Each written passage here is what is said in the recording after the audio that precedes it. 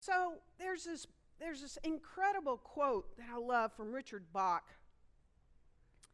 And he says, "You are always free to change your mind and choose a different future or a different past."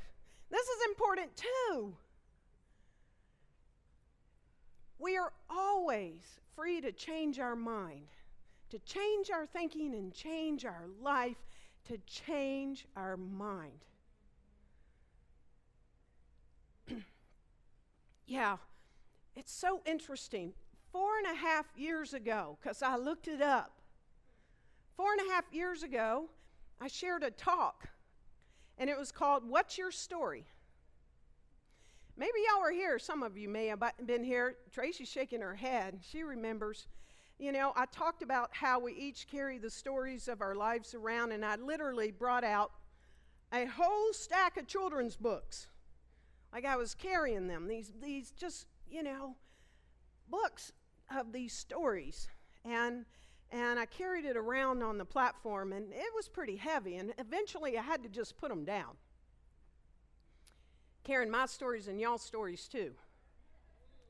It was heavy. But that talk, preparing for it, delivering it, and then most importantly having to walk the talk afterwards, really transformed my life.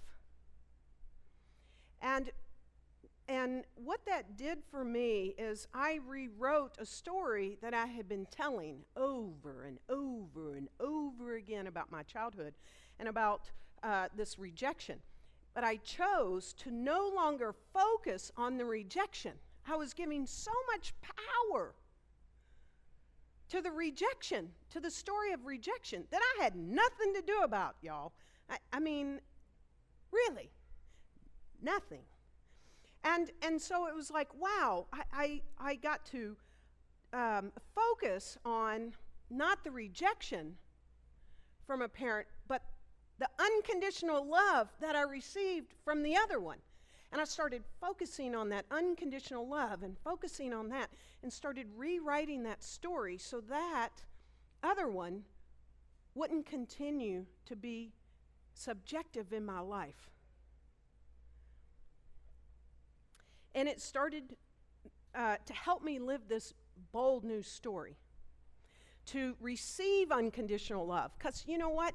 By me talking about all that unconditional love, I started receiving it more and more. By not focusing on the other, but focusing on that unconditional love, I started meeting people and being in relationship with people, right? With this unconditional love, and that I'm lovable. That I am lovable. Because if we don't constantly let go of the ones that are non-affirming and start constantly focusing on the ones that are, these stories in our life, we will keep bringing them about and about, even if it's right here in front of us. Unconditional love was right in front of me. I wasn't receiving it. I was going to make sure that I botched it up. Y'all wouldn't have liked that. So we get to choose to live a bold new story. And so boldly living a new story means we get to give up a lot of what we've been telling ourselves most of our lives. Again, if it's not affirming. If it is affirming, keep telling yourself those stories. Bring them with you, right? And if we do this, then who are we if we give them up? Who are we if we give up all of our attachments, beliefs, and control of our stories? And then who are we?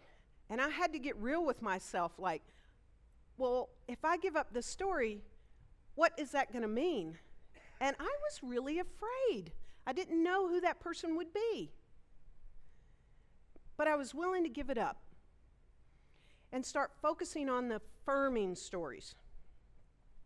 Okay, here's a quote from Fred Luskin that I really like. This is a book on forgiveness, but this quote is really good. If you can view your mind as your house, it can teach you to control how much space you rent to your wounds and grievances. You are the proprietor, and you get to set the rent. So just look at your house. Yes, that's that room you don't want to keep focusing on, right?